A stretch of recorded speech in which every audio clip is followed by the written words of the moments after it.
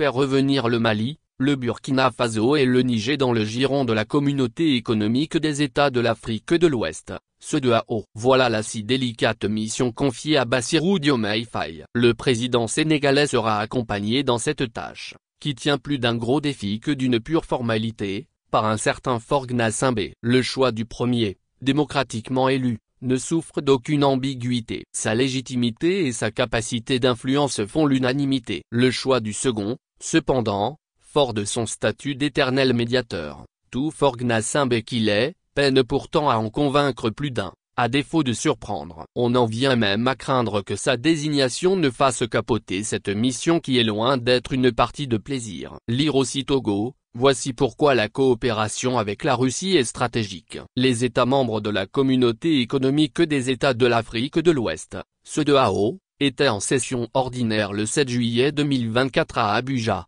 Nigeria. Cette session s'est tenue au lendemain de la Confédération Alliance des États du Sahel qui vise à renforcer encore davantage les liens entre les trois pays du Sahel central. Confédération qui a naturellement réuni les présidents de transition du Mali, le colonel Assimi Goïta, du Burkina Faso, le capitaine Ibrahim Traoré, et du CNSP au pouvoir au Niger, le général Abdourahmane Tiani. Mais confédération qui n'est du tout pas du goût de la CEDEAO. L'instance sous-régionale a, à l'issue de sa session, confié les clés du camion à Bassirou Diomaye Faye en qualité de facilitateur de la CEDEAO, pour mener des discussions avec l'Alliance des États du Sahel, et, l'objectif étant de faire revenir les trois pays à la maison.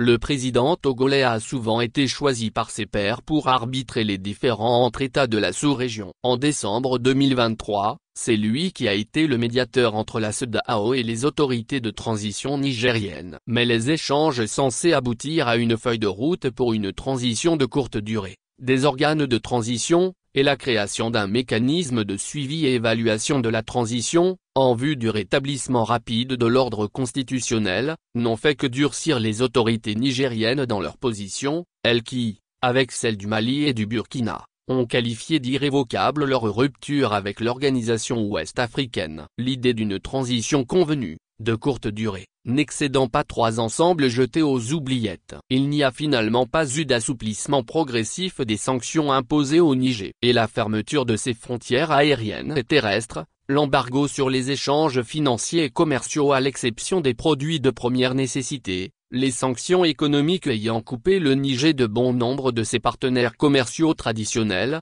la suspension des transactions financières et commerciales avec le Niger, le gel des avoirs des militaires responsables du coup d'État, de l'interdiction de voyage des officiers militaires impliqués dans le coup d'État, n'ont eu pour effet que de rendre encore plus radicaux les trois militaires.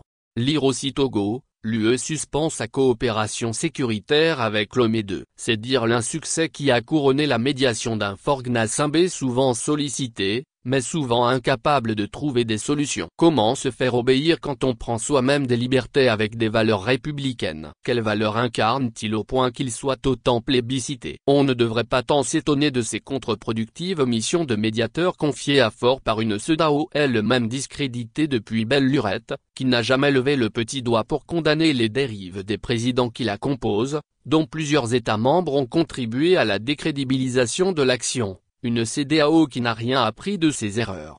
Confier la mission hautement délicate qu'est le retour des trois pays frères à la CEDEAO à un dirigeant qui devrait être sanctionné pour avoir forcé la main à son peuple après avoir fait doter à son pays une nouvelle constitution supprimant l'élection présidentielle au suffrage universel, actant par la même occasion la violation du protocole de la CEDEAO, on croit rêver. C'est l'énième preuve que la CEDEAO n'est pas une institution qui se respecte.